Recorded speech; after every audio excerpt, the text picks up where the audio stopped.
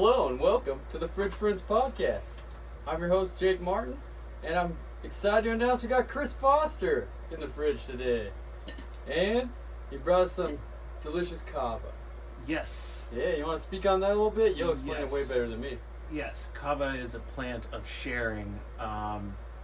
It's an islander thing, essentially, Pacific Islander, and Westerners see it as an alcohol replacement, and it's not the worst way to put it, because everybody's trashed, at events I'll go to, and to drink this, and if you drink too much, you just throw up. Yeah. You just get sick, and you Well, don't. you don't have to be that close on it. Oh. Yeah. If you want to, I could turn it down, but if you No, do it's that, it'll cool. peak it. I turn them up so that we can just kind of chill back. You know. That's cool. Yeah. Sorry to interrupt. But I when just I- figured we'd do it at the beginning. But for real, when I drink kava, I don't hit my girlfriend. Yeah. I don't wreck my car into people and get DUIs. You could if you took enough, but This big sign is you can't see the bottom of it, but it's Yeah. no DUI street sign. It's actually, if you could see the bottom, it would be a Camaro with a martini glass with the arrow with the X through it, because that was street signs in the 80s. cute. That's really cute. Yeah, no, it's a plant medicine of sharing. I feel like my kava friends would be so disappointed in me right now because they're like, oh, there's so much more you could have said about it. Like, Oh, yeah, I'm sure you're there's just a lot of talking about it like tradition drugs. to it. Yeah. You're breaking it down for how, it fits into your life, because you don't drink, right? Right, exactly. Yeah. And I don't drink, so when you were like, hey, you want to try this? I was like, oh, sure, I've never tried it, Yeah. Give it a shot. No, it's nice. I feel like there's like a brotherhood of non-drinkers Yeah. who it's like, I'll still use substances. Well, yeah, see, I'm not like, oh, I'm sober. Or, Right. I'm you not know, straight edge. I'm not. Yeah, it's just, gonna- I had to cut drinking out. That's Yes. the worst version of me. I don't want to be that dude, so. Yeah, drinking and benzos in particular. Like, it's Yeah. funny, of all the drugs that are being prohibited, I feel like alcohol is like the worst one. And opiates, too, I mean. Yeah, That's a killer. that's the thing, dude. They get rid of freaking opium, and like they banned opium. That was a huge thing for hundreds of years in our Yeah. modern history, and they just got rid of it. And like, But they replaced it with pharmaceutical yeah, opiates, yeah, and grow it in other So countries. it's just like, you, yeah. tell people about it, and you're like, oh, like I found some opium, like by the Greenbelt, and they're like, I thought you couldn't grow that here. And I'm like, it grows in Afghanistan. Yeah, Like, it's shit. It's similar to, what is it that grows all over, I don't know why. Salvia. Salvia Yeah. grows a lot of places, and it's legal to buy. Like, they have it at, like, Sam's Yeah. and shit. I wouldn't recommend getting high on it, honestly. I Nobody would. really has that craving experience. But I would. it grows a lot of places, I just wouldn't recommend maybe just smoking such a large amount. Yeah, or like a high grade. Yeah, because it's not meant to be so like foolishly thrown into. Like, you really should meditate a little and like sit in the Yeah. dark. The dark. See, I think, I was just having this talk with my wife, is that some things, especially like salvia, it's like, oh, everyone has some dark experience on salvia, right? It's like, well, everything has a duality to it, All those thoughts, you might be high on this weird herb or whatever, but just like any other substance, it's mind altering. It doesn't completely replace your thoughts. So those came from somewhere. These are You your know what I mean? Yeah. So you have the dark side to you, just like everyone else does. And if you can get like a window into that in a little 5 minutes of salvia, Yeah. that's probably better than some other ways, like the bottom of a bottle. Yeah. But I don't think that would really replace it in your daily use the same way that Right. a lot of people will just smoke or microdose or kava, Yeah. No, these are drugs you can do every day. But as we were just discussing out there, that you should probably be taking psychedelics like twice a year. That's like probably like around the minimum. One a year is better than nothing. I think with what they've shown, like as far as these recent studies coming out on mental health, and like clinical depression and anxiety and PTSD, that it obviously does some type of reset to you. Yeah. And to you, the way your body and your brain communicates with the different chemicals. Like all our bodies are just based on chemicals and our reaction to it.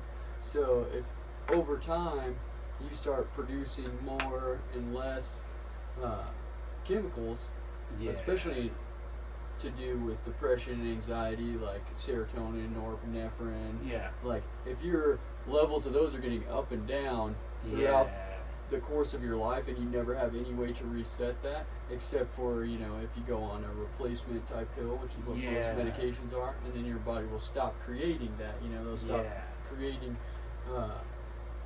serotonin or whatever, and these studies have shown that it like resets not only the amounts of these chemicals that you have in your brain, but how your brain Mm-hmm. pathway is able to release it. Yeah. Again, like, it's almost like, you know, reconnecting pathways in your Yes. neurons. It's- And if you could do it once a year, I mean, I think everybody can handle that.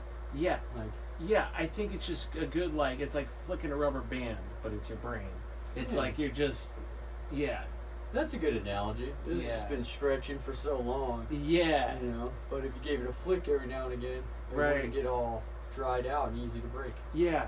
No, like, the feeling for me when I was driving back from a camping trip, after doing some mescaline some cactus camping, like doing that out in the forest, as soon as I got back on the interstate, it was like, oh, like just seeing the way that people like everybody's just out for themselves. I was like, it was so nasty, and I was like, can I like ward that off? How long can I ward that off for? Because there's always a point at which it reels me back in. But I've been killing it with not being a crazy person behind the wheel. Yeah. Because driving, That's a hard one, especially in Dude. Boise. yeah, driving gets me mad, and I've been able to avoid that somehow recently. That's good, yeah, keep that under control. Because it's one of those things that you can't do shit about how someone else is going to drive. Yeah. More and more people are driving like assholes. you know? Right. And there's more cars on the road than there is road here right now. Right. So everything's under construction, and Yeah, it's you're. frustrating. I'm at a light, and I'm like, I can do nothing. Like, Yeah. I just learned so much from my family about that, and I wish I could unlearn it, because you have to do that so much. And I was thinking about the idea yesterday while walking my dog. I was like, just the mere fact of being an addict, you've just made life work. Yeah. Like getting up in the morning, it's like getting up without amphetamines or something. Oh yeah. Is definitely. like dragging ass, and like going to bed without like some form of like, whether it's an opioid or like alcohol or benzos. It's a struggle. Yeah. Especially if you're used to long years and years of that being the Yes. only way you go to bed or the only way you wake up. Yes. No, like even coffee. Even Yeah. like down to coffee. That's my one that I really like covet in the morning and write. I do a little journal session with some coffee, and it's Nice. kind of sacred. Yeah, a little morning ritual going. Yes, and it's 35 to 40 minutes. It's perfect. There you go. It's a good way to start the day. Yeah, where it's like I have to stay there because I suck at writing Yeah. as a comedian. I like getting yourself to do it, or Yeah, and staying there. I mean, last weekend I wrote for like an hour and 15 minutes or something. nice. So like I wrote for a while. I'm like, but I had something to say. Yeah. I had something to get out. After doing some mescaline cactus in the woods, you tend to write a lot. Yeah. And I was just stoked that I've been writing, that I've practiced in it. It's just Yeah. nice. But I saw how convenient computers are, because I was like, I wrote it out and I was like, oh, now I can't, that can't just be the rough draft that I add. Yeah. I can just insert things in there, because I wrote a trip report for the first time. It's nice writing something out. Like, Right. it feels nice, and I think you like get out the words good and everything. But then once you're done, you're like, what do I do with this? I Right. gotta keep this with me all the time. I know. I know. That's why it would be nice to do both. I'm sure there's got to Take a be. picture of it. There's got to There's be a lot an of app. apps that keep those pictures and notes. There's got to be an app that like converts it. Oh, translates handwriting. Yeah, Probably, like yeah. translates it over to like, Yeah. and then you like into like a Word document where you Yeah. can like play with that. Because I've never written anything really outside of just like some minor school assignments. Yeah. And I'm like, I could write something. Like I could do something. I bet you could, yeah. Yeah, whether You it's had to like do the same thing you're doing with the coffee thing, where like maybe at night before you go to bed, you got this is my 30 minutes for writing my book or my screenplay or whatever, you know, right. and then just work on it like that for like 6 months, because half of it's gonna be trash.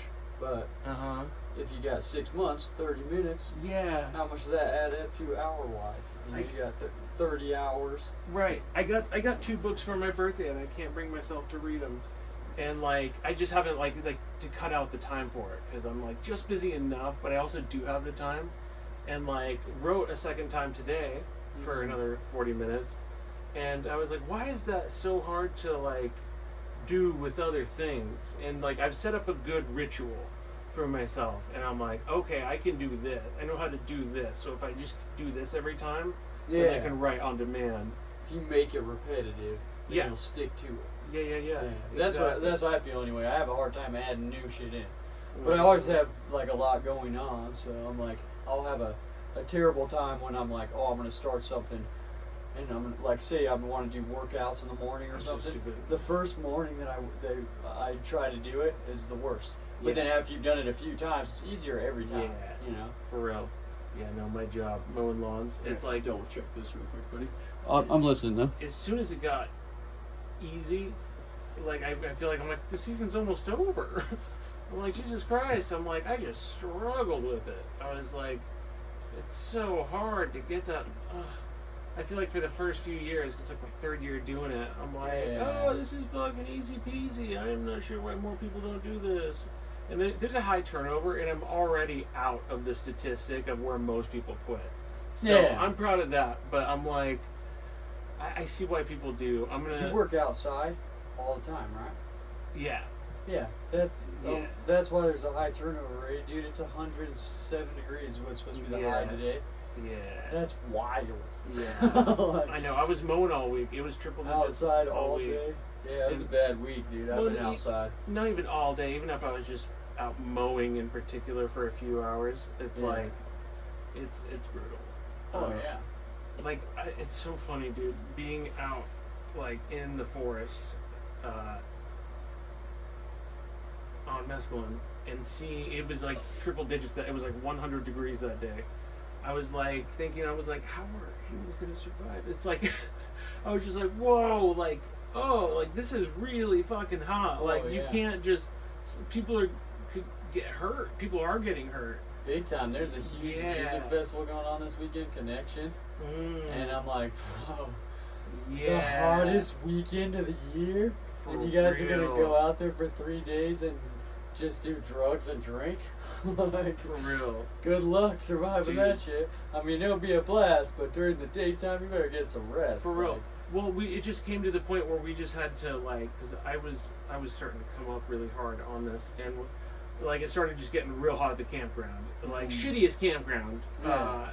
Cowboy Campground. It was a private one, and we went to like 4 other ones that were all full or reserved, and it was such a pain in the ass, and it was getting dark, and we like went back to that one, and we didn't want to go there first because it didn't look good, and yeah. it's an LLC, but he was there, god damn it, and I respect his hustle. And I talked to him the morning after, and I was like, I respect this man.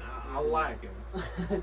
It was good, but It was like a little rent-to-camp spot Yeah. area? Okay. and like during the day, like we didn't have shade. It was like in the morning we had a good amount, but it kept moving. And then when there was none, we were like, okay, I guess we have to go to a freaking stream Yeah. and just like Yeah, just plop definitely. down. Yeah. It's crazy, like that hot. Where I'm like thinking, I'm like, if the power goes out, like if the sun knocks out the power grid. The shade and the water is the closest you're gonna get ever Yeah. again. Yeah. Yeah. Like people are gonna flock to the river, and I don't know if there's enough room for people to No. all do that. People already do that and there's not enough room. Yeah, dude, I I know. tried catching a fish in the Boise River during the summertime. You gotta go either like downstream towards Eagle or upstream to East Boise, because all of Yeah. the middle of it, people will be trying to cool off. It's summertime, Yeah. you know? And they make so much of a commotion, all the rafts floating the river and all the people swimming and on rope swings and jumping off bridges and stuff. Fish aren't going to be feeding through that whole stretch, which is like right through the middle of the city. Which, I mean, Boise's blessed though, because most cities that have a river running through it, nobody could even swim in that water. You know? Yeah, for real. It's nice. It's nice water. And like the Payette River is really nice. Yeah. Dude, we got a lot of nice nature out here in Idaho. Dude, I didn't realize it until me and like the last couple my years. wife, most time when we go camping, we don't go to a campground spot like that. We'll just go find somewhere. I have a Mhm. bunch of spots that I know of from camping in the past, where Mhm. we'll just go way out dirt roads until there's a good spot to make a fire pit and just do our own thing way in the middle of the woods. Because then people don't mess with you as much. You don't have a neighbor Yeah. real close by that you get to hear them, whatever's going on Right. with their camping, and like, but you lose all the amenities. You don't have a Yeah. bathroom. You don't have a shower. And the you know. security of other people being around, like where Yeah. animals know. That's true. They're yeah. And aware. you're in the wild, so a bear could come on down. Exactly. And I need a gun, and Yeah. I just plan on buying a 9mm, but I'm like, it's not gonna do it. It might scare off a Yeah. bear, but like, Well, but how did people do that shit before we had guns, man? Dude. A lot of people go in the wilderness without that's a so gun. crazy to me. Like, That's so crazy. Like as I grow up, I realize that kind of shit. I'm like, oh, whoa, it's like a dangerous world out here. Oh, yeah. Like, fight off a fucking bear? That'd be terrible. yeah.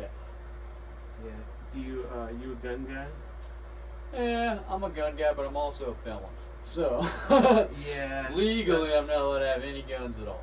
Yeah, my brother's lucky. He's, But, ironically, I have fired a lot of guns, and I know all about guns. yeah.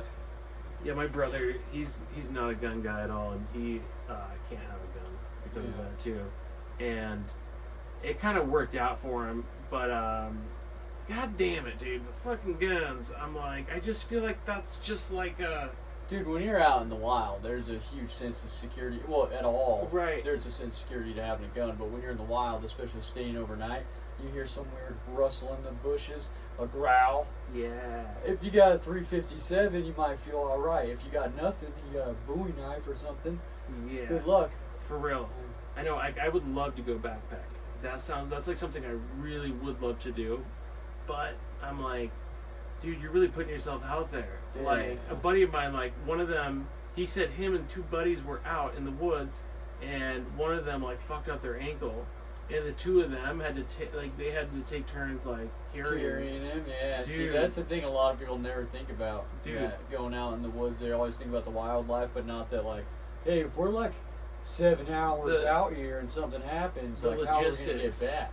Like yeah. One time when I lived out in Oregon, me and my buddies, we had little homemade cabins that we made out in the middle of the woods, so we could go camping regularly at the same Huh. spot. Because my oldest son was a baby at the time, and it rains like 60% of the year, if not more, in Oregon. So you got to have some type of shelter if you're gonna go camping. Or Oh, tents yeah. won't cut it, you know. So me and my buddy, who actually he lived like all the nice months, like all through the summer and a couple months in the spring. Usually, he lived in a cabin that he built up in the woods, and then he's the one who showed me the mountain that he lived on and stuff. And I made a little spot up there. But we used to go like trying to find like the beginning of this water source that was on that mountain, because it's like a waterfall, and if you hike up again, another waterfall. Yeah. We did it like 5 times up, you know, like. Uh-huh. And you just get like better and better views. But one time on the way down, going down it, I thought, because it was getting close to sundown and we're like trying to hurry back, you know, we kind of took a long time up there. I thought we could get down quicker, like going close to the waterfall, because the way we were going before, you do like a big loop around to get down and kind of do the same Yeah. thing down again. I was trying to cut like all close. I fell like a good, I don't know, 40 feet, just free falling and landed right on a rock, like with my chest, like belly flop style. And Jesus. it's one of those falls where you have long enough to like think about how far you're falling and shit. Oh, God. And I'm looking down, and there's like on this side, it's jagged rocks, right? Like all sticking up. and on this side is a tree that fell down with all its branches just sticking up. Oh, And then there's no. just a big flat rock, and I'm like, well, I guess I'm hitting that fucking pavement, you know? And I just hit it like with my chest and stomach and knocked the wind out of me, so I couldn't even like yell up to my friends that I was all right. So they were like tripping out, and I'm like, I'm okay, just like Oh, God. lost the wind out of me. That's You the know? worst. So I was able to walk out of there, but like if you got like if I would have hit one of those tree branches or something, or like one of those rocks, they're gonna carry me down and down again, like all those waterfalls. Like hell no. Yeah, you're way up there. Yeah, dude, a guy I went to high school with, he went to U of I, and he fell out of a window, like a third-story window, Ooh. while drinking at a party, and survived it. Like they life flighted him out of there, and he totally recovered. Yeah. He fully recovered. Depending on how you fall, like if you hit your head, you're toast. Yeah. But if your torso takes it and you have like either some fat or some muscle to you, and Right. it like doesn't break all your bones, like Yeah. you'll be all right. Yeah. That's why it was like. You can even break a lot of bones as long as your organs are all right. Right. You know? If that takes it, like, and honestly, like your brain for a lot of it, like they Yeah, can do a you lot can't of, hit your head on shit. like you can do repair work on the other stuff with less concern, but on your brain, it's just like it's really on. Yeah. Like it's serious, and it was unfortunate because he ended up dying of a drug overdose. And I was just like, damn, dude. I'm like, You lived through falling out a third-story window. And yeah. you just And he was like in a coma. for went a back to little bit. partying after that was at a party. Yeah, that was at a That's party. wild. But I don't know if it was back to partying so much as it was his addictions. Oh, yeah. You know, just That's pulling back true, in. yeah. Yeah. Yeah. And that stuff is like, I'm alive. I'm like, that's the craziest shit sometimes. Yeah. I'm like, the fact that I'm here, I'm like, I should probably just chill. Yeah, a lot of friends died from overdoses. Yeah, it's so weird to see It's like myself. more prevalent. Yeah, to see like there's books being written now about the Sackler family's role in the OxyContin push, essentially, of the on the market, and it's so strange to me to feel like I was like right in the middle of it, not in the middle of it, but I got inserted to. I got the tail end of it because I was only in. I always forget to turn off this fan until 15 minutes in. In 2011 was probably when I probably got into it in like 2009 and stopped in like 2011, Yeah. and it was like Yeah, it's weird how like the biggest opiate boom and the biggest availability of like Oxycontins and all of that was during the largest recession of like our generation, 2008. yeah, You know, it's like, yeah. oh, For weird. real. All of a sudden, pills are super available, real. and jobs aren't. For real, like at least you can go do drugs if you don't have a job. What's crazy is that overdoses were actually very like moderate during when OxyContin was being pushed like that because there was so much availability. You knew what you were taking, Yeah. and after like the overdoses like went Well, way because up. now a lot of people, because they Oh, yeah. outlawed the way they produce those drugs because all the lawsuits. So now people use street drugs. Yeah. And now street drugs are cut with fentanyl. And it's just killing people left and right. I mean, when back then, people would overdose every now and again because they do too much.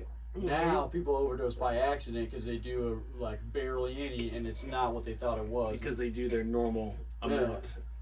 Yeah, that's Well, some people, like those comedians that died in Los Angeles from Mhm. that cocaine thing, they weren't doing like even enough cocaine to be getting high necessarily before they died, because fentanyl and Yeah. cocaine are so different that if you're doing Yeah. lines and you think it's cocaine, one line could kill you Yeah. very easily. And one line of cocaine, like anybody who's done Yeah. cocaine is like, where's my next line of cocaine? Right. You know? Right. and you never hear of people. You never hear of like, oh, he died of an opium overdose. Yeah. Like you literally, I don't feel like I've ever heard that about any like. No, it's because of all the figure. additives of stuff into it. Yeah, and the bare versions of drugs tend to keep you at arm's length.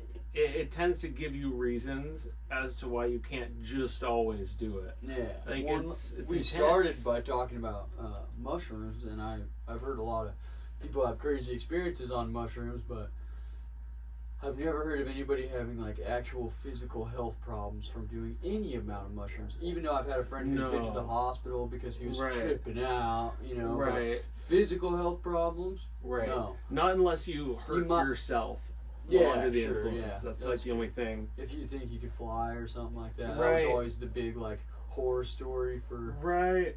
Dude. Sorry, I had to take the shirt off. Oh, go for it. Finally had to. It's hot in the fridge. I love getting to this age. I just turned 32 last week, where I can tell my mom things, like from my past and stuff. Where I'm like, okay, I can tell you this now. Because you have a different dynamic relationship with way her now different. that you're an adult, and she sees you differently, you see her differently. There's no way I could have told her like back then, like in my 20s even, because it was when I was like 16, 17 years old in high school, Payette High School, because I grew up here in Boise, but moved out there for my last 2 years of high school. Oh, that must have been weird. Yeah, it was cool. I'm glad I got to see the change. Yeah. I'm glad I got to see the difference of like the city here and a small town. Yeah. It just was a whole different vibe. Yeah. Like I walked in there thinking I'm like, oh, I can get all the fucking pussy I want here. I'm a Boise guy, and realized once I got there, I'm like, oh, I don't know how to hack their politics. Yeah. Like, they've got a whole political structure, like a hierarchy, they socially. all grew up with each other. They've known each other since they were kids. It's exactly. Like, even people that don't like each other know everything about each other in small towns. But I'm the kind of person where I was able to bridge gaps. Yeah. I was able to hang out with a lot of different people, and they'd be like, I don't like them. I don't like her. Like somebody I was talking to, and I'm like, oh, oops, sorry. Yeah, she didn't do anything to me. Yeah, I'm like, what do you want from me? I'm like, I'll sort out who works and doesn't for me as I go. But going to Payette, I trailed off. I'm thinking I could get all the pussy in Payette. You did 2 years of high school out there? Yeah. So you're from Boise. Mm-hmm. I swear there was something we were talking about before. Oh, that your relationship with your mom is different now, so you can tell her like, hey, I didn't mess with her when I went camping. Yeah.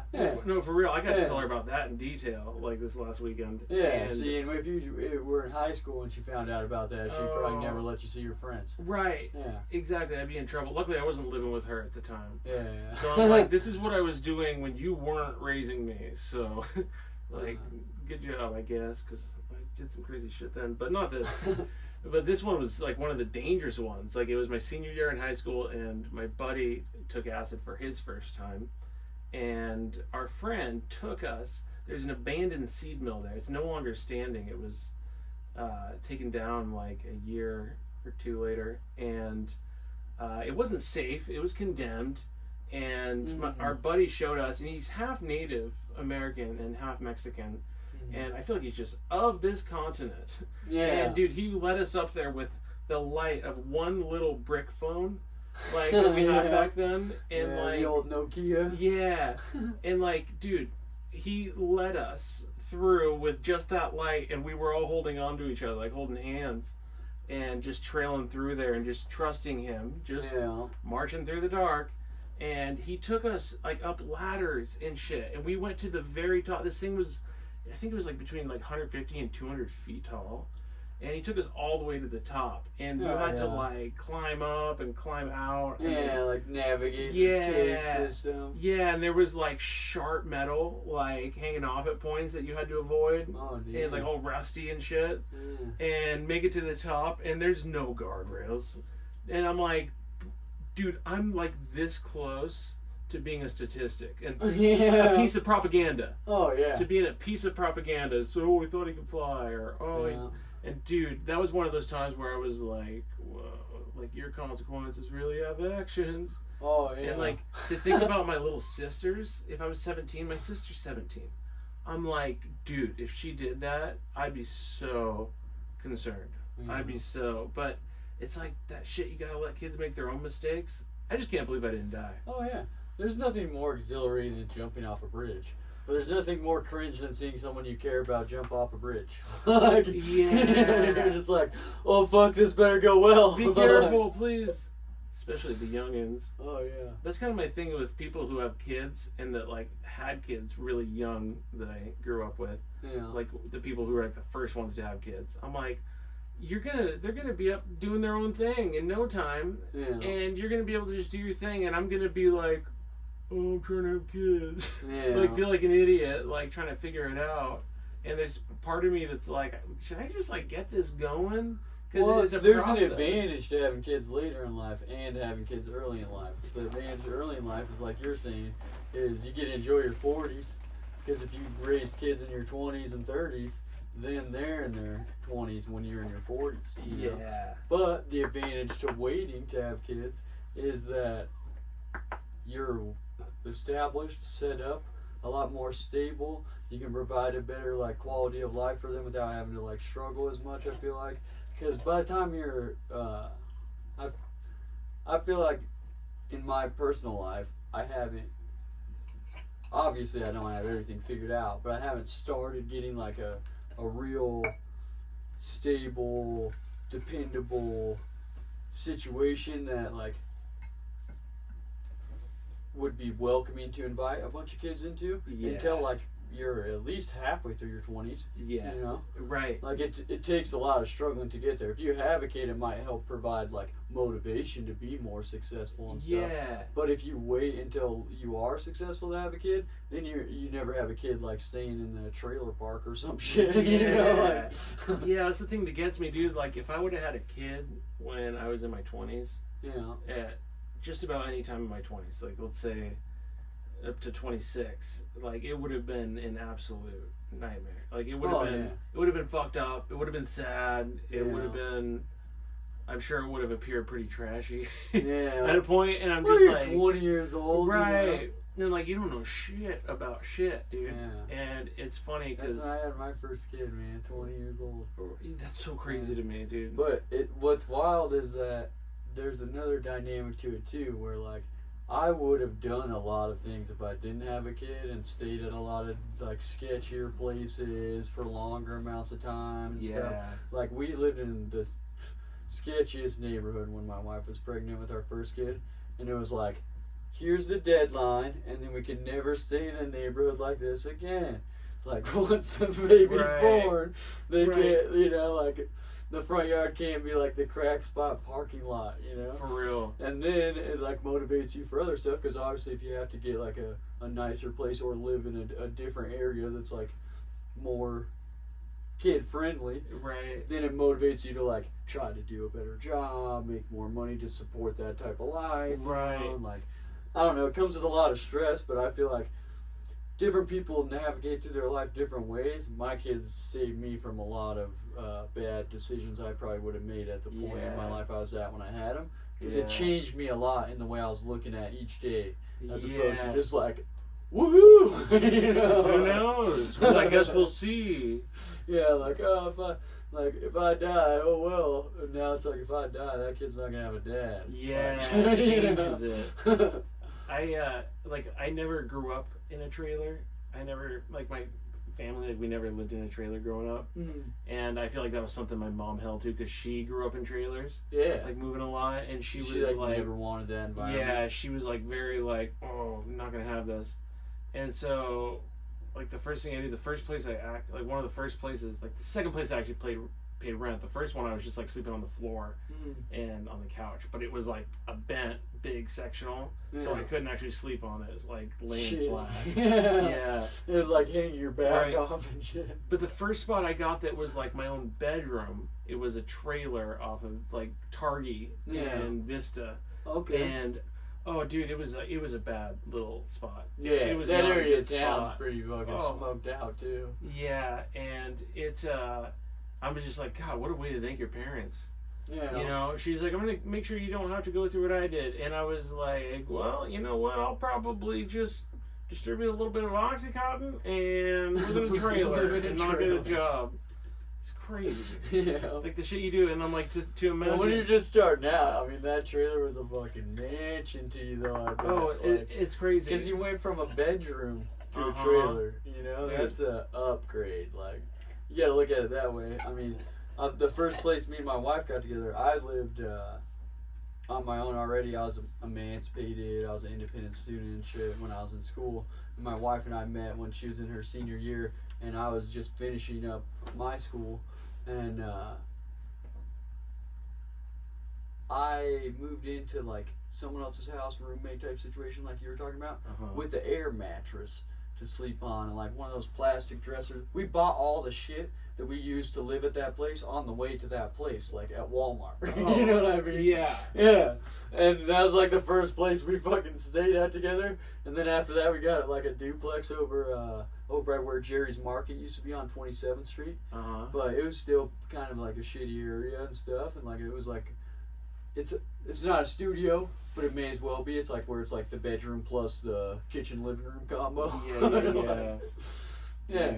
You gotta stay at some spots to get yourself going, you know, and establish things. But I feel like you will be more comfortable in that type of life longer if you don't have to like have a motivating reason to not do it. You know what I mean? Yeah. Like my kids was that. It could be different things for different people. But like once I had my first kid, I didn't right all the wrongs in my life, but I was definitely like they had to be able to play outside. Their neighbors can't be drug addicts, you know? Yeah, that kind of shit. Yeah, and I want them, if they look back on their life and remember the places that they lived at, to not have moved a lot, because that was my problem when I was a kid. Yeah. And to have, like, enjoyed where they lived. Mm-hmm. Or not be scared, at least, you know? Well, like, every time we go camping, my girlfriend is constantly saying, like, I don't know how he did it. And just referring to her dad taking all 4 of the kids camping, and it was just him for that period. And it like dude, realizing that, I'm like, what it takes to get 2 of us out there in this 12-pound dog, I'm like, this is expensive for one. And like he would also like he'd work his full-time job, and then they would drive out to like this spot in Oregon, like near the coast in the Halem River. And he loved the spot, and they would drive that far. I'm like, we just went to Idaho City. Yeah. We barely drove an hour. And we're like, it's just crazy to me, like, realizing what all the adults did. Yeah, what like, they would go through to provide a good experience. Yeah, even just, like, family functions. Like, that somebody was organizing the food. Yeah. Somebody... Organizing, that word has really become a lot more known to me. You realize that shit now, though, when you're like, hey, everyone want to come get together for this at my place? For real. And then you're like, wait. I never realized that's all these cups, forks, plates, spoons. How many chairs do I have? Do I even have more than like 4 chairs? And like, how much food does 20 people eat? Right. Like, is this going to be comfortable in here? Like, it's wild, dude. I know. It's like... Yeah, dude, growing up is like all these weird... I've got quite a few jokes, like punchlines, essentially, I'm working on. Yeah, I like that ladders bit you got, man. Yeah. That shit cracks me up because ladders are fucking spendy. Dude, it's crazy. It's crazy. Like, I love, like, as a line that I'd said, and so that's why, like, it's so valuable to, like, get it out on stage, because it's so different than what you'd ever write. Yeah. And mentioning, I'm like... I just, you know, like I thought that ladders just materialized out of neighbors and stepdads' garages. Yeah, like who's out there buying a ladder? Right. Yeah. But then realizing, I'm like, supplies, labor, economy. I feel like that perfectly sums up like the whole like growing up thing where I'm like, I heard this quote, I can't remember who it was from. It was like a president, but like if you're not a liberal when you're 20, you have no heart. If you're not a conservative when you're 40, you have no brain. Yeah. And I'm like starting to realize I'm like starting to level out. Yeah, well, it's because as you realize certain things, like there's a guy who it's his whole job just to make ladders. I know. And he feeds his kids off that. I know. You know? And he has to. It's like, people better buy fucking ladders from the store. Or else our economy's going to be in some trouble. Like, it's a bad sign if ladders stop being sold. And they have to come from somewhere, too. Yeah. That's why China has Australia, like, under their thumb because all their steel comes from China. Yeah. And they're like, alright, we can't say anything bad. Sure, Australia's under a lot of thumbs. Yeah. They don't got a lot of... You know what resources they got in Australia? Dangerous fucking animals. That's all they got. For real. I don't know any other natural Australian resource. It's like, what's the deadliest snake there is? Bugs. I feel like bugs, dude. Like, they have so many bugs. I would hate to have to, like, worry about that shit. Oh, yeah. Especially, like, big abnormal bugs. Yeah. Or, like, bugs that bite you one time and your whole fucking shit swells Yeah. up. Because, like, what they did, like, Vision Quest, like, the Native American church, Yeah. like, they'll, because I feel like I've heard of them doing both ways of, like, They do that here. of like sitting in a maloka, like, and them like just kind of sitting with you, but also like vision quests is another way where you're like walking out into the desert, preferably, and I'm like, okay, I wouldn't have wanted to be the way I was most recently. I wouldn't have wanted to be that way in the woods for sure. Yeah, But especially just wandering. Yeah, because it could get dangerous. But in like the desert, the sagebrush, I'm like, I could see that. I did it when I was a kid Yeah. in the desert, but Vision Quest. But it wasn't drugs. You just fast all day. Like you fast all day prior to it, and then that day you could only have water. Huh. The day that you're out there, and then so they did like 2 hours when we first got there of like a drum circle in the canyon, and then you go talk with they separated everyone into men and women. There's like a men's group and a women's group, and then you talk to everyone, and then you'd have a mentor or like a guide, and he would take you somewhere and then tell you to come back there when the sun started coming down, and then you just leave. Oh, wow. Like you have a backpack of stuff, no food, just leave. That's so crazy. Dude, because there was a real error with mescaline in particular where I felt like, oh, like, I'm good to go. I have everything I need. Like, and the bugs weren't, I didn't get any scratches. And when I was, like, just crawling up and down, like, this stream bed, like, to get down in some water.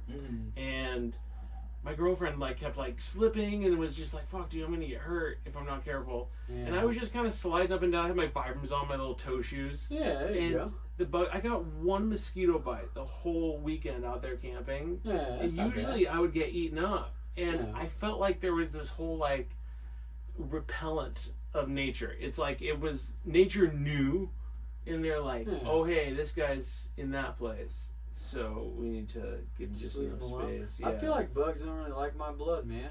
Yeah, Because I don't get mosquito bites very often, and I seldom get bug bites, even like camping. And if there's a bug in the tent, everyone gets a bunch of bites. Yeah. And I'll usually not get it at all, or get like one bite and that's it. And then like Weird. I'll be cuddling my wife who has 6 bites. You know, I'm like, right next to it. It's like it keeps it. It's funny because I kept thinking that. I'm like, why didn't mosquitoes just get me while I was in that stream? And I'm like, oh, they're probably like, this guy's sick. They saw the state I was in. They're like, he doesn't look. He looks like he's dying. There might be something to that, you know, like they can sense that, like especially like LSD or mescaline or something like that, it seeps out of your pores. Well, and like mescaline, it felt so. It just felt so like nature and right now and like human oriented, where like the other ones it felt that way, the other psychedelics, but it just there's something about it that just made me feel very like proud of people. And learning about history will do that. I'm like, everybody sucks, dude. And like it's almost like picking a team That's true. that has a bunch of players with charges. Well, people. Here's what I think about history, because there's all this horrible shit. Everyone hates all the people of history, right? Because did terrible shit. You are what the times you were in, right? You're a but product that's of the only time. because people will do what they're told is okay to do. Yeah. Like right now, we're told that if you run a red light, that's not okay to do, right?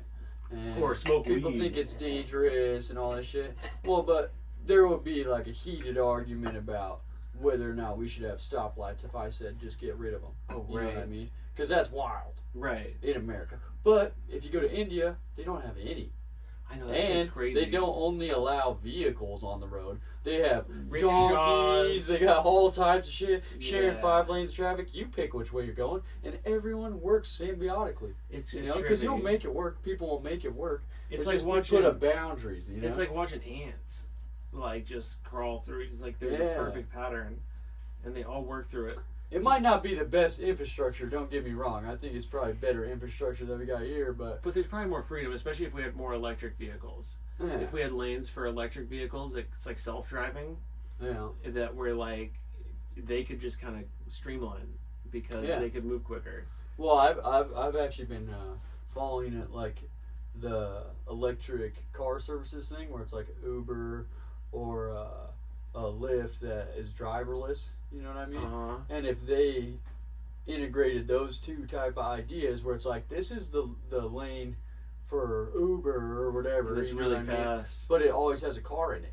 You Yeah. just walk and get in the car, and then it takes you to wherever you want to go. And there's always just a bunch of cars in that lane that are always ready to go Yeah. wherever you are. You know what I mean? Or if there's not one there, you just press a button, and a car that's in that lane at another location will start driving there. Yeah. It doesn't need a driver, and then you could always call a car, get rid of buses, get rid of all Yeah. that stuff, and you could charge them like solarly through the city. But Right. I've heard of the idea of people like society getting to a point because so many people are living in RVs you know, and campers now, and the idea of once we have all this self-driving technology that it will be people sleeping in a moving vehicle yeah, because oh, they'll yeah. move so smoothly too, and it'll just be a world of sleeping, moving Yeah, people. It's the only place you're allowed to be, and then Have there'll you? be laws on that eventually. Yeah, well, people do that already with just like the RV life, like you're saying. There's only one guy driving, but you're like the automated sleeping and driving thing.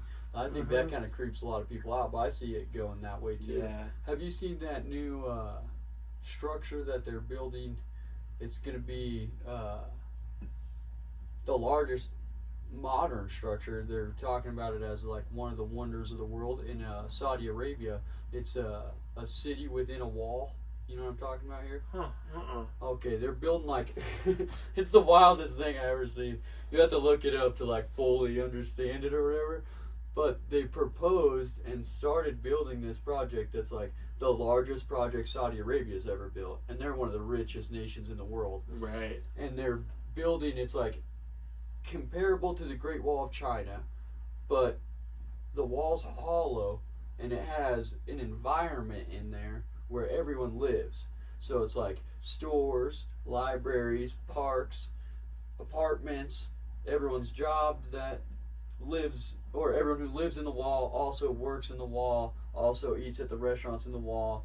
Like, you could leave, it's not like you're trapped there or anything, but they're building it like in the middle. It's like the ocean on one side and this crazy mountain range. It's an area of Saudi Arabia that's never been developed. It's a good defense area. Yeah, so they're building a big wall across that's full Jesus. of people to live in there. And then they have like, you know how a while back Amazon was talking about having drones and like automated delivery? Mm-hmm. Well, they successfully can do that inside the wall because you never have to worry about the drones going anywhere besides Yeah. inside this little thing that everyone lives Yeah. in.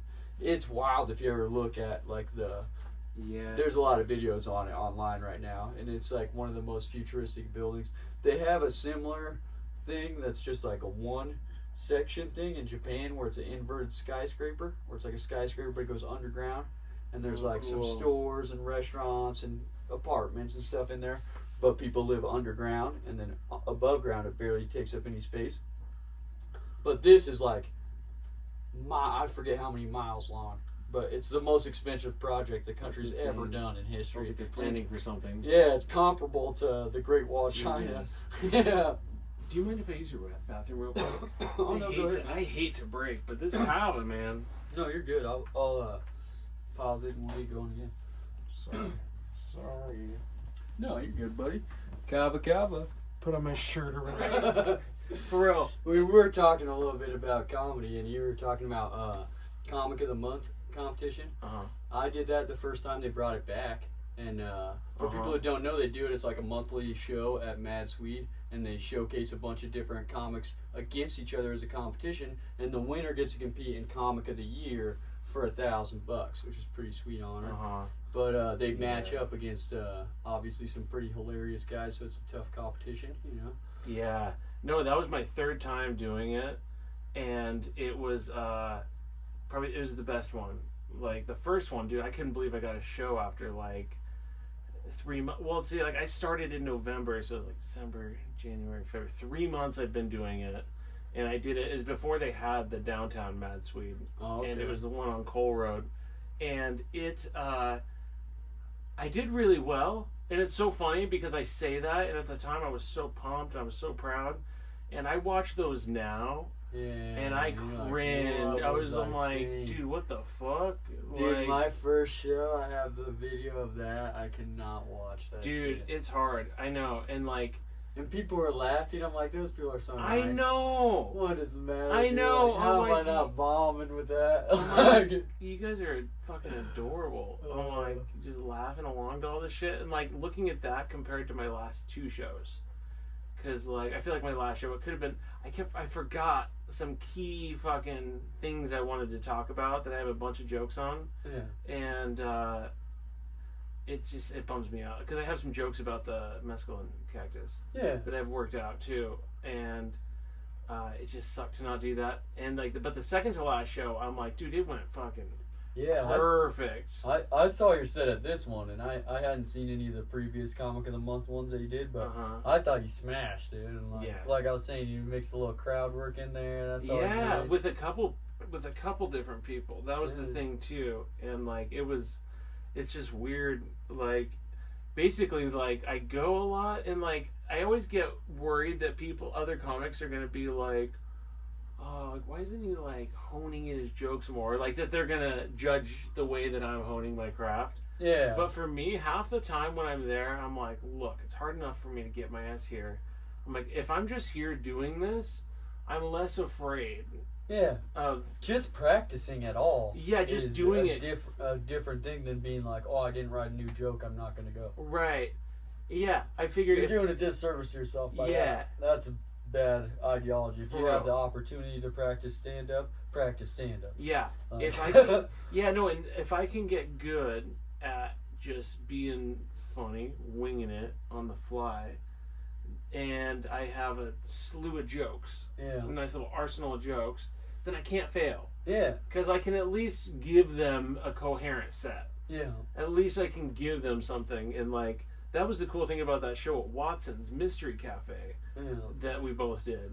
Oh yeah, were you impersonating me? Or the Yeah. debate one? Yeah. You were on the debate one, right? No, I was not on the debate Oh, I one. thought. Oh, okay. That something like that sounds fun. Yeah. And yeah, I had to do his set. Yeah, dude. They said we had to do each other's sets, but I'm like, I'm So- going to take that term pretty loosely. We all performed and watched each other's performance, and then they randomly told us, Who? "You're this person. You're that person." They told Chris, "You're Jake Martin. Go 5 minutes." Oh You know? yeah, they gave us 5 minutes, I think, too, Yeah. to think about it. They gave us 5 minutes to to write 5 minutes. Yeah, we each did 5 minutes, and then figured out who we'd do. Got 5 minutes to think about what we would do 5 minutes about. Yeah. And oh, dude, it was brutal. It was like everybody was so shook. It was so Oh. funny, and he even said that. Like I've never, Jared hosting it, he was like, I've never seen like a group of comedians so shaken up before. It's it a was- wild idea, dude. It was Well, nerve-wracking. They picked Reese Samuels for me, so I had to I know. impersonate a woman and A black yeah, woman at black that, woman, and like, yeah.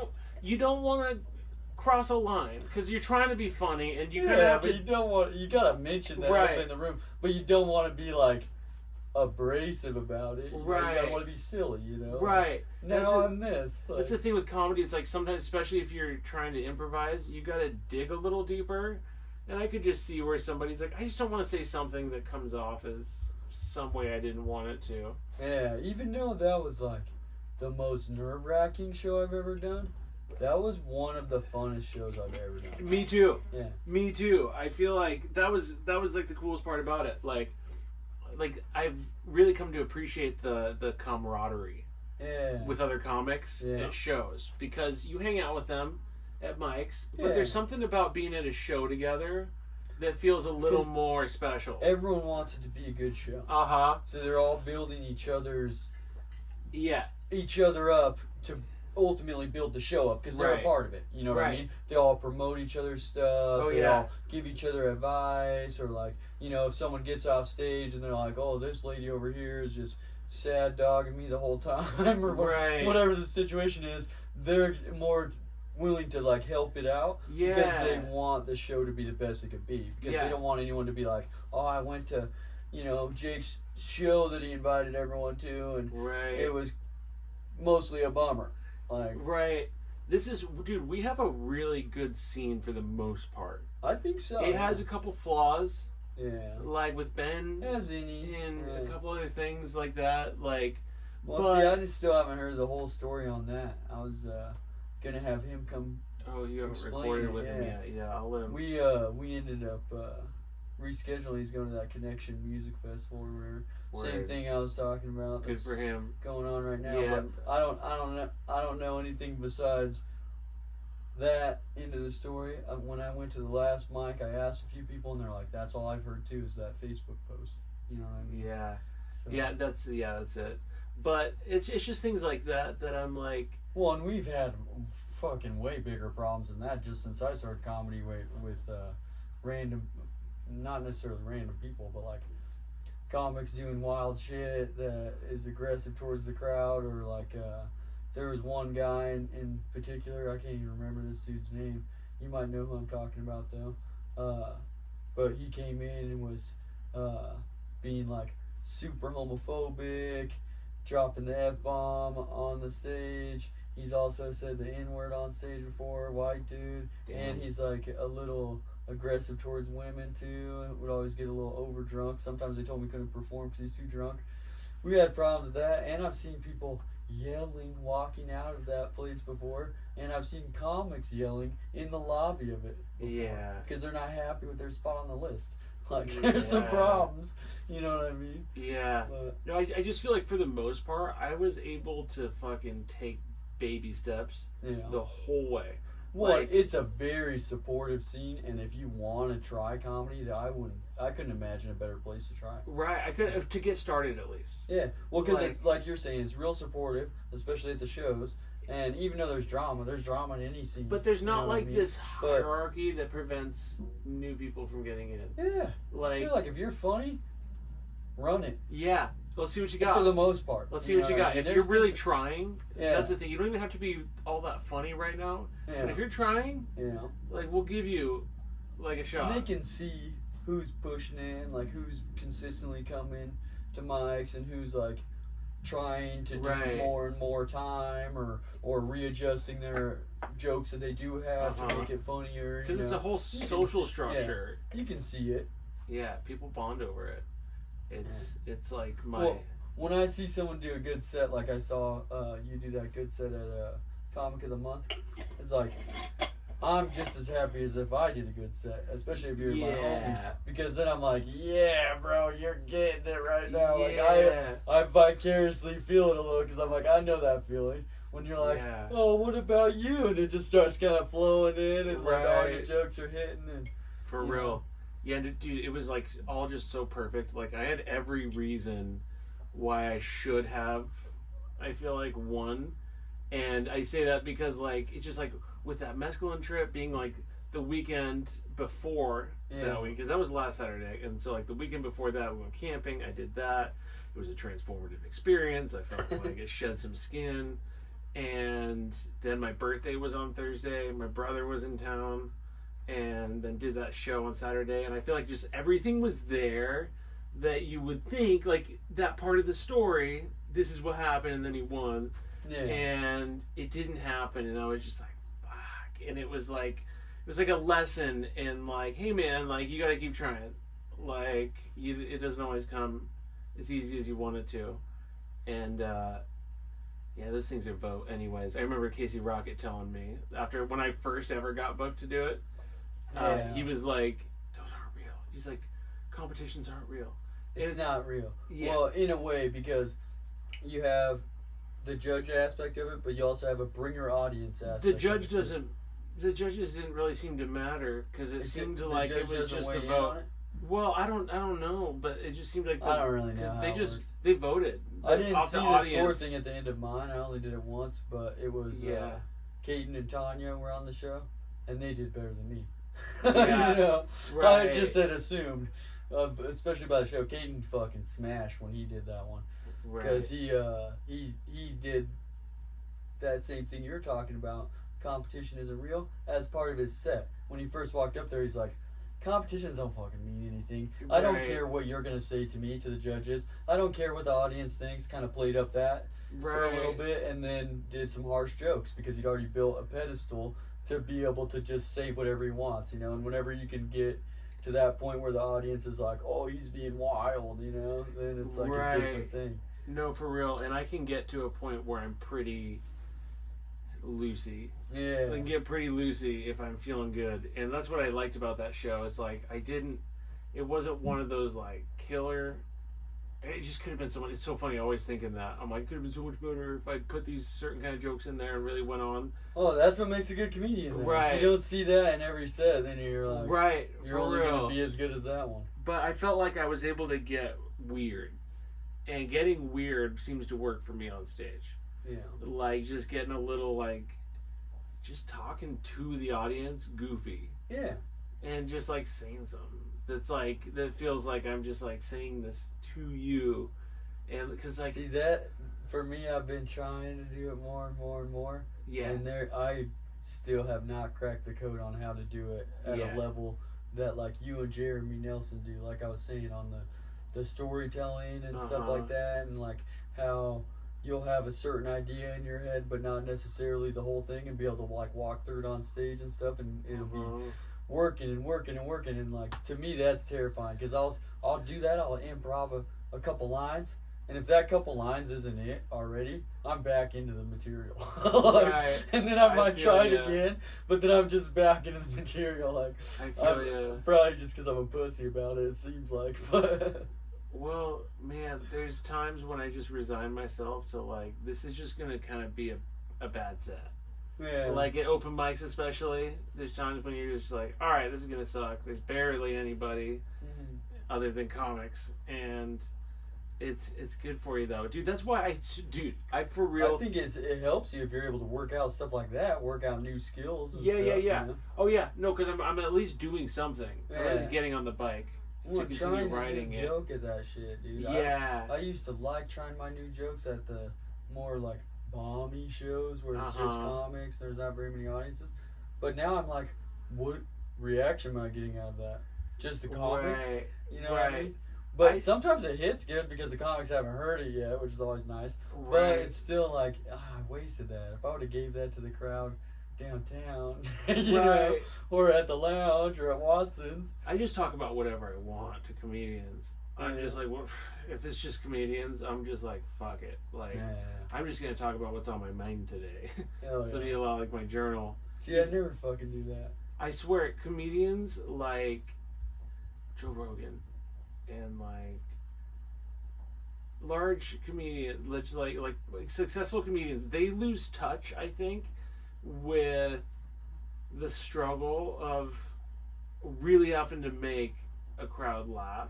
Yeah. When you're not Joe Rogan that somebody just paid $35 to see. Well, I noticed that in watching specials, that you have a leeway as a famous comedian to like, Yeah. well, we can be quiet for a long setup Right. because we know it'll pay off.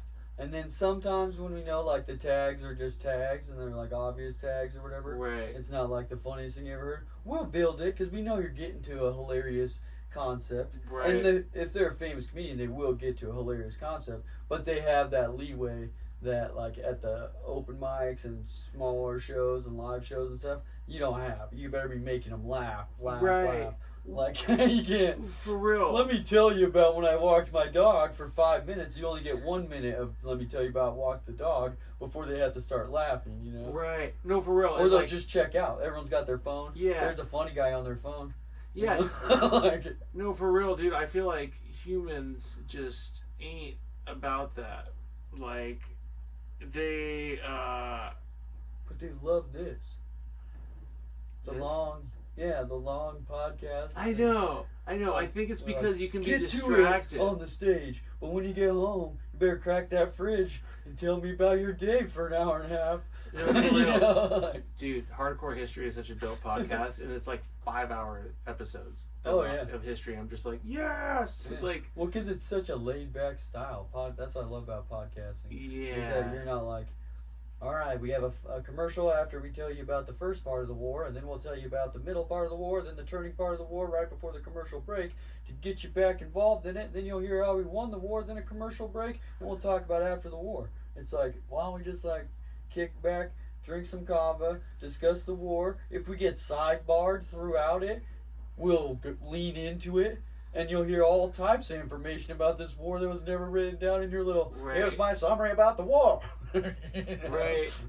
Dude, I've wanted for so long to like actually do this for myself, because like I talk so much, like I talk a lot, and God bless my girlfriend, like God bless her, she listens to it most. She's like the number one person who takes that weight off my shoulders.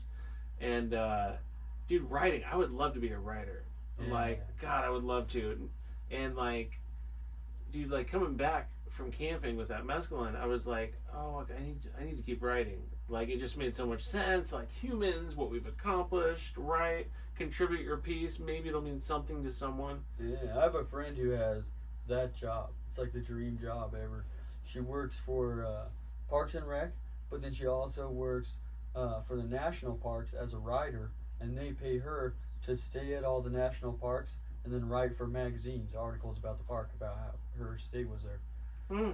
So the work is, I'm going to Yellowstone this week, I'm going to the Redwoods next week, That's and crazy. then I'm going to write about how dope it was. You know, like, that's the dream job for To get to sure. just- Out of all the jobs my friends have, I think that's the best one. Even though it might not be like anyone else's dream job, to me, Right. like, you'll always have people who visited that space because of your inspirational words that you wrote, and you got to like experience that too and get paid while you're doing it. Like, And like, I just imagine the whole prospect of going there and be like, all right, I need to write about where I'm at, and being able to just walk around and write. Like, oh yeah, you know, like it would kind of force you to be mindful and present. yeah, That's what definitely. people miss, and I'm really working hard on being more here, because like there's, It's hard, man, with all the technology. Yeah. So it's weird when you're like next to somebody who's like sober, quote unquote sober, like maybe they've had like caffeine and a lottery ticket and some nicotine, but it'll seem like they're a million miles away. oh yeah, Like you're just like, whoa, why are you checked out.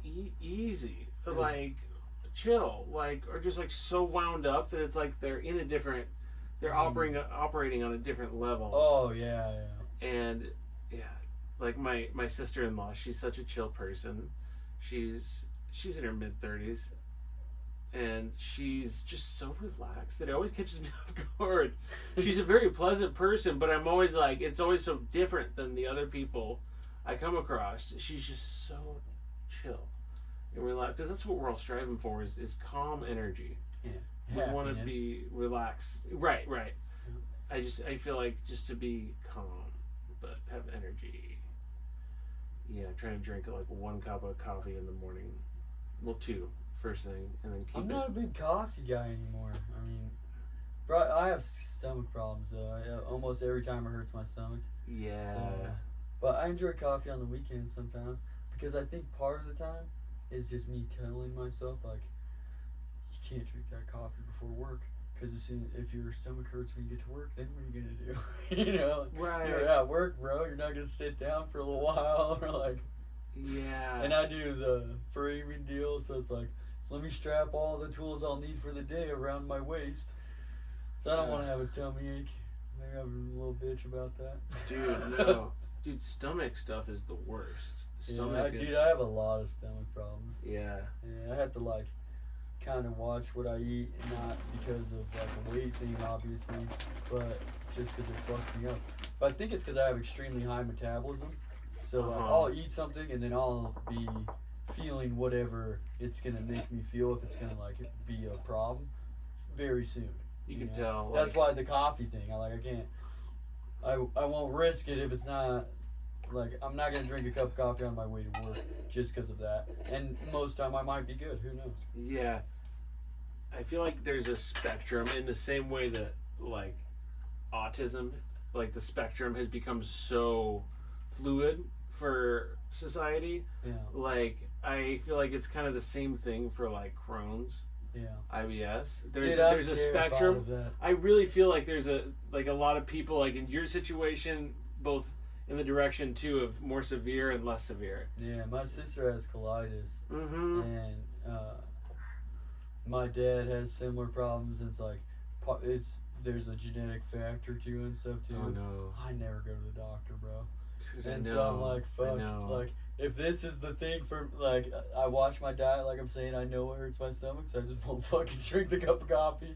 I don't do a lot of cheeses. I don't like. You won't catch me drinking a glass of milk nowadays. Even though I'm only 30, it's like I'm not necessarily lactose intolerant. Yeah. I also have a problem with like a lot of grease. Like I Yeah. can't do a lot of grease. You know, I it just don't hurts think- my stomach. Like ties in knots for a little while. Totally. But it's because I think the reason why is because a Totally. lot of that shit is trash, and I digest Yeah. stuff so fast that it's like, why do I have this big thing of trash? Right. You know? I would be curious to see a poll, but millennials seem to be the generation that has ditched dairy milk. Well, and skinny As people the staple. seem to have stomach problems. That's a poll Yeah, too. yeah. Let's see that because they don't want to eat Yeah. nothing. It's gonna hurt. Yeah, for real. Yeah, I'm trying to hone my diet. It's just, dude, you feel so much better. Like Yeah. when in our household when we Your energy level. when we went low carb, dude, it was insane. I felt like I'm just here. Like I'm present. Like I'm right there, and like I wouldn't crash after eating food. Yeah. But now it's like I went out to brunch with my mom this morning, and oh, dude, like it was close. If I would have finished everything I had, I took some stuff home, some potatoes. Yeah. Like I would have been crashed so Yeah. hard. I hate that feeling, like Yeah. midday where Too I'm like, full, too tired. I'm just like, I chose to uh, do this. meat I'm like, sweats. yeah, yeah. What you were talking about the milk thing, dude. I've wondered about this. Okay, my kids like almond milk better than regular milk. Uh-huh. We get whole milk for them because whatever, get them the nutrients that they should be getting or whatever. But why, when we were kids, was there like a mean push, advertisement wise, like campaigning to get everyone to drink all this milk, like dairy milk? You remember that? Drink your milk 4 a Lobbying. days. Then it was like 3 a days for a while. People were wearing milk shirts and bringing a cow to your school to tell you to drink milk. There's commercials. Got milk.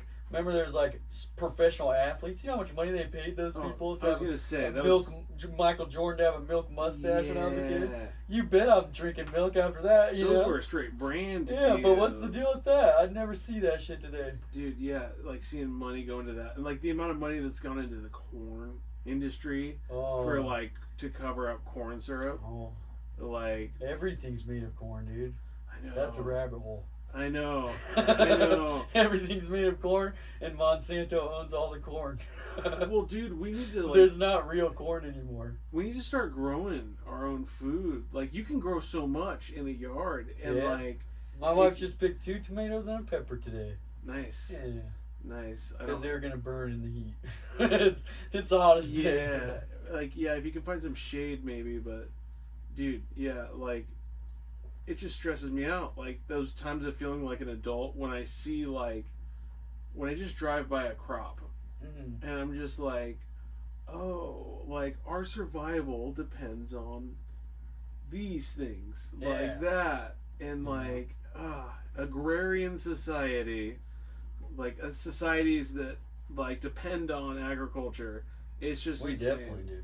Dude. It's Like just, if you took out wheat and corn, what are you gonna eat? right. And then if you start talking about like, I don't support factory farming, and then you take out wheat and corn, now you're not going to eat. Unless you are hunting all your own food, foraging all your own food, and it's then you can't have a job, so hopefully you're like independently wealthy, or you just live out there foraging your own food. Right, because it's expensive. Like good produce Oh yeah. is expensive, dude. Yeah. It blows my mind, and All the good food's more expensive than the shitty food. I know that's something. So, like, some of the life lessons I've learned upon growing up is you get what you pay for. Yeah. That's that. Like, you get what you pay for. And society is set up against people who don't have as much money. That's why when you buy stuff in bulk, it's cheaper. Yeah. Because if you have enough, like I've realized so much of a benefit from being able to like get ahead on things and like buy more things in advance or bigger packages of things. Like whenever we buy hamburger, it's this big for my family, because then you can chop it up, and if you have the ability to also have like a separate freezer to freeze it in, which there goes 60% of people at least right away, right? You know, and then the ability to, instead of buy your next meal or your next 2-3 meals, buy the month's worth of, oh, we're gonna have hamburger 15 times or whatever the fuck, and we're not gonna have that. That'd be every other day. But you tell yourself that to get the better deal on it. It's set up against people who can't do that. It's fucked, because if you think about like the marginal increases in like a small bag of cereal and then the box of cereal and then a big bag of cereal, you can save some money. But then if you can go to Costco and buy what they have in bulk, you're on a different level, and the only people who do that have more money than the people who buy the other stuff. It perpetuates it by doing that. The same thing with car insurance. Like if you can afford to buy the whole year, you save a few $100s every time, not for being a safer driver, just for being like, here's all the money right now. Yeah, no, that gets me. It's fucked. That gets me, like, I had a customer who paid up front one season for mowing lawns, and but I wouldn't want to, that 10%. I'm like, I want your fucking money. I'll just make sure we have enough money in the account, and I want 10% more. Because, like, dude, when you start seeing what's taken out for, like, credit card processing fees, just that one thing, just to process them, I'm just like, fuck, dude, like, there's just, it costs so much money. It costs so much money. Well, did 2 parts on it. We've been going for a while, but I always like to give an opportunity for guests to promote and plug anything they got going on, social media, shows, anything like that. At Frick Foster, that's me. On Instagram? Yes. At Frick Foster on Instagram. There's go give him a follow. There's no good content on there right now. I'd like to get some. It's alright. Get in there, so when he starts posting his stand-up on there, which right now is unseen on the internet, right? Yeah, I think so. For the most part, you just send to bookers or whatever. Yeah. You'll be the first to see it. Or come out and see a live show. Yeah, come see me live. Like, that would be... You got any shows coming up to plug? I don't. How embarrassing. Oh, that's alright. I just always give the opportunity. And around here in Boise, you don't really know in advance as much as you think you would. Like I got open mic hosting going on, and that's it. Yeah. Well, until September. Yeah. Yeah. No, that's cool. Yeah. That's good for you, dude. That's good. Like, but who knows? Next week that might be different. I might have 2 more shows this month.